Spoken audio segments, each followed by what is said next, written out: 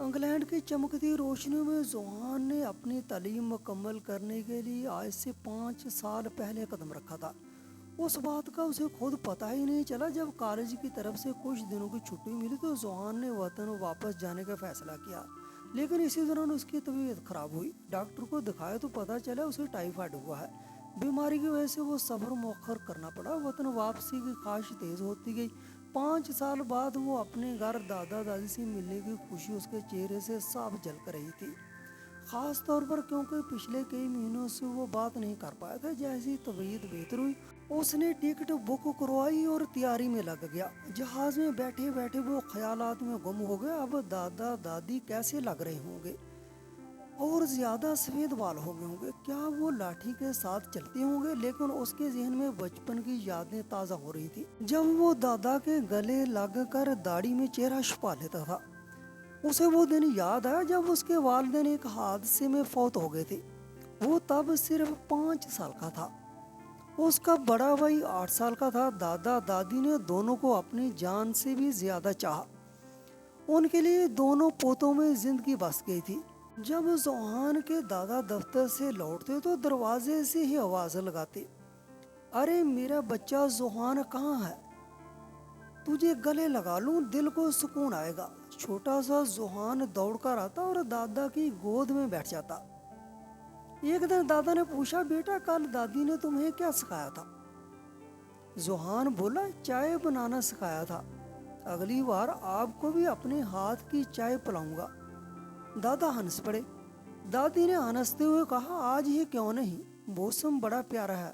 ہاں ہاں، دادا جی کو آج اپنے پوتے کے ہاتھ کی چائے پینی ہی چاہیے۔ جو سن کر سب مسکرا اٹھے۔ زوہان خوشی خوشی کچن کی طرف بھاگا۔ دادی اس کے ساتھ کھڑی رہی۔ پہلی بار اپنی دادا کے لیے چائے بناتے ہوئے بہت خوش تھا۔ جب چائے تیار ہو گئی، ٹرے پر سجائی اور دادی نے تعریف کرتے ہوئے کہا، واہ بیٹا، یہ تو لگ رہا ہے جیسے کسی ہوٹل کی چائے ہو۔ زوہان مسکرا کر بولا، یہ سب آپ ہی سے سیکھا ہے۔ دادا نے جیسے دیکھا پوتا چائے لے کر آیا تو فوراً ٹی وی بند کر دی اور کہا، چلو اب تو مزہ آئے گا۔ تینوں نے بیٹھ کر چائے پی، باتیں کی اور ہنسی خوشی کا وقت گزارا۔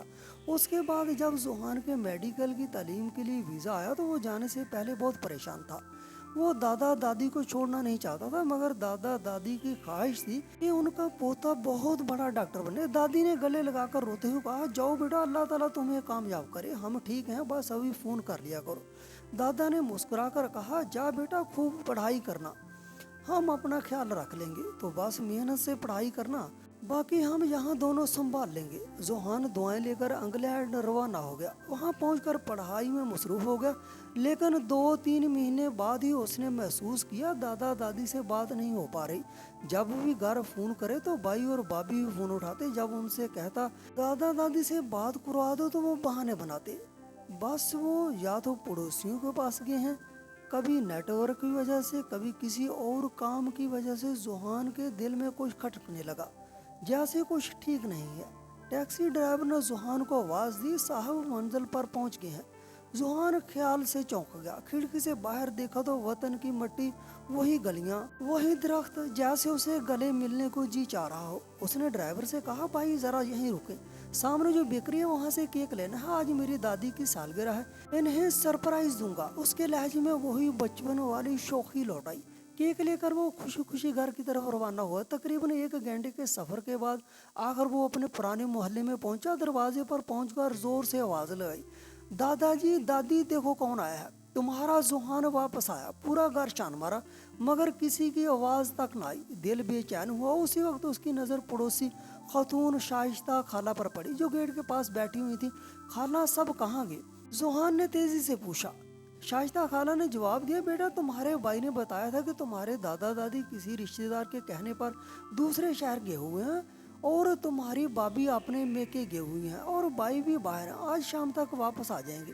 تم اندر جا کر تھوڑا آرام کر لو، میں تمہارے لیے چائے بنا دیتی ہوں۔ زوہان خاموش ہو گیا، دل اداس تھا۔ آج تو دادی کی سالگرہ ہے اور وہ یہاں نہیں، تو میں سرپرائز، اس نے خود سے کہا۔ پھر سوچا، چلو گھر میں تو کوئی نہیں تو اس کو ضائع کیوں کروں، وہاں جا کر غریب بچوں میں بانٹ دیتا ہوں۔ اسی جگہ چل پڑا جہاں وہ بچپن میں دادی دادا کے ساتھ جایا کرتا تھا۔ وہیں قریب بھی ایک اولڈ ہوم روم تھا، وہاں بوڑھے لوگ رہتے تھے۔ वहां जाकर उसने बुजुर्गों से बातें की, दिल को जरा सुकून मिला, सब ने दुआएं दी। वो मुस्कुराता हुआ वहां से निकला, मगर जैसे ही सड़क पार की, अचानक उसकी नजर सड़क की दूसरी तरफ पड़ी तो वो सीधा कपड़ों में दो बुजुर्ग जमीन पर टोकरी रखे सब्जियां बेच रहे थे। उसने चौंक कर देखा, वो चेहरे, वो आंखें, वही बैठने का अंदाज, दिल की धड़कन तेज हो गई। ये तो दादी दादा ही हैं, उसने सोचा, लेकिन यकीन ना आया। उसने फौरन गाड़ी रोकी और जल्दी से उनकी तरफ करीब पहुंचते ही जैसे जमीन पांव से खींच ली गई हो। वो वाकई उसकी दादी दादा ही थे।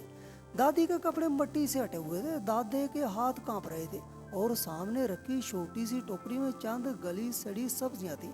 और वो कह रहे थे, बेटा कुछ ले लो, सुबह से कुछ नहीं खाया, 2 पैसे मिल जाएंगे, रोटी ले लो। जोहान की आंखों से बेअख्तियार आंसू बहने लगे। वो दौड़कर दादा के कदमों में बैठ गया और उनके हाथ पकड़ लिए। जोहान, दादा दादी, ये क्या हालत बना ली है आपने? दोनों चौंक कर पीछे हटे। दादी बोली, बेटा सब्जी ले लो ना, बहुत देर से बैठे हैं। उसे पहचान ना पाई, आंखों की बिनाई जा चुकी थी। जोहान रोता हुआ बोला, मैं जोहान तुम्हारा पोता हूँ। और अगले ही लम्हे दोनों के गले लग गए, जारो कतार रोने लगे। दादा दादी हैरान रह गए, उनके चेहरे पर सदमे और खुशी के आंसू थे। वो तीनों सड़क किनारे बैठकर बरसों की बातें करने लगे। कुछ देर बाद जोहान ने दोनों के हाथ धुलाए, खाना खिलाया और बोला, चलिए अब घर चलते हैं, अब मैं आप दोनों को कभी अकेला नहीं छोड़ूंगा।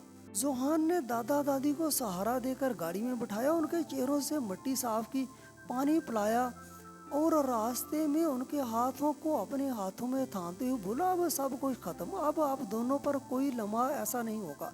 दादी की आंखों से आंसू बह निकले। बोली, बेटा तेरे जाने के बाद तुम्हारी भाभी हमसे सारे घर के काम करवाती और खुद सारा दिन टीवी के सामने बैठी रहती। तुम्हारे दादाजी से बाहर के सारे काम करवाती थी। जो पैसे उन्होंने कारोबार से कमाए थे वो सब तुम्हारे भाई ने हथिया लिए। हमारे पास जो कुछ थोड़ा बहुत बचा हुआ था वो सब कुछ उन्होंने ले लिया और खाने के लिए हमें बासी खाना देते। तुम्हारे दादाजी की हालत दिन ब दिन बिगड़ने लगी। मैं छुप कर कुछ पैसे जमा किए और इन्हें डॉक्टर को दिखाया तो डॉक्टर ने बताया कि इन्हें शुगर हो गई है, दवा लेने की ज़रूरत है। जब मैंने तुम्हारे भाई से कहा कि इनका इलाज कराओ तो गुस्से में बोला, मेरे पास इतने पैसे नहीं है, अब उनका इलाज खुद कराओ। आहिस्ता आहिस्ता जब इन्हें लगा कि हम दोनों किसी काम के नहीं रहे तो एक दिन उस जालिम बहू ने हमें दरवाजे से धक्के देकर निकाल दिया। दादी की आवाज़ लर्ज गई, जोहान की आंखों से आंसू बहने लगे। जोहान दोनों के हाथ चूमते हुए बोला, अब आपका बेटा आ गया है दादी, अब आपको कोई नहीं सताएगा, आपका घर है, आपकी इज्जत, सब कुछ वापस मिलेगा। घर पहुंचकर जोहान ने इन्हें नहलाया धुलाया, साफ कपड़े पहनाए, उनके लिए नया बिस्तर लगाया। दादा दादी हैरत से उसे देख रहे थे जैसे वो ख्वाब में हो। जोहान बोला, दादी याद है ना, आज आपकी सालगिरह है। दादी की आंखों में आंसू और मुस्कुराहट थी। जोहान ने फौरन दूसरा केक मंगवाया। थोड़ी देर बाद जब केक आया तो तीनों ने मिलकर दुआ मांगी और एक दूसरे के गले लाकर रोने लगे।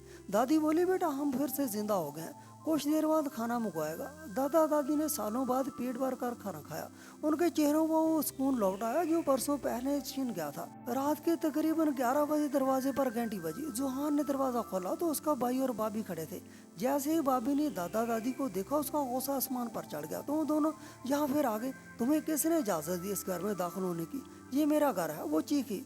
जोहान बोला, तुम क्या कह रही हो? भाभी जान, ये घर मेरे और दादा दादी का है, तुम्हारा नहीं है। जिन्हें तुमने धक्के देकर निकाला था आज वो वापस आ गए हैं और अब तुम अपना बंदोबस्त खुद करो, तुम यहाँ नहीं रहोगी। भाई कुछ बोलने लगा मगर जोहान ने सख्त लहजे में कहा, अभी कुछ मत कहो, सुबह बात होगी। अगली सुबह जोहान वकील के साथ आया। उसने दादा दादी पर और जायदाद हथियाने की कोशिश की, रिपोर्ट दर्ज करवाई और भाई भाभी को घर खाली करने का नोटिस भिजवा दिया। जब वो नोटिस मिला तो दोनों के होश उड़ गए। भाभी कदमों में गिर कर रोने लगी। उसे अपनी गलती का एहसास हो चुका था और कहने लगी कि हमें माफ़ कर दो, हम दोबारा ऐसा नहीं करेंगे, सब एक साथ रहेंगे। लेकिन दादाजी ने सख्त लहजे में कहा, जिस दिन तुम लोगों ने हमें दरवाजे से धक्के देकर निकाला था उसी दिन तुमने हमारे दिल से अपनी जगह खत्म कर दी थी। अब हम तुम्हें अपने घर में नहीं रख सकते। जोहान ने उनका सामान बंधवा कर बाहर रुका दिया। दोनों शर्मिंदा हो गए। अब बहुत देर हो चुकी थी। कुछ दिनों बाद घर में सुकून लौटा। دادی سیر میں بیٹھ کر وہیں چائے بنا رہی تھی اور جو کبھی زوہان نے دادی سے سیکھی تھی۔ دادا اخبار پڑھتے اور زوہان ان کے پاس بیٹھتا مسکراتا رہتا۔ دادی نے ایک دن ان کے سر پر ہاتھ رکھتے ہوئے کہا، بیٹا تم نے ہی ہمارے بڑھاپے کا سہارا بنے ہو جو ہمیں اپنے ہی بچوں سے نہیں ملا۔ اللہ تعالیٰ تجھے ہمیشہ خوش رکھے۔ زوہان کے چہرے پر آنسو اور سکون دونوں تھے، جیسے برسوں بعد اس کے گھر میں محبت لوٹ آئی ہو۔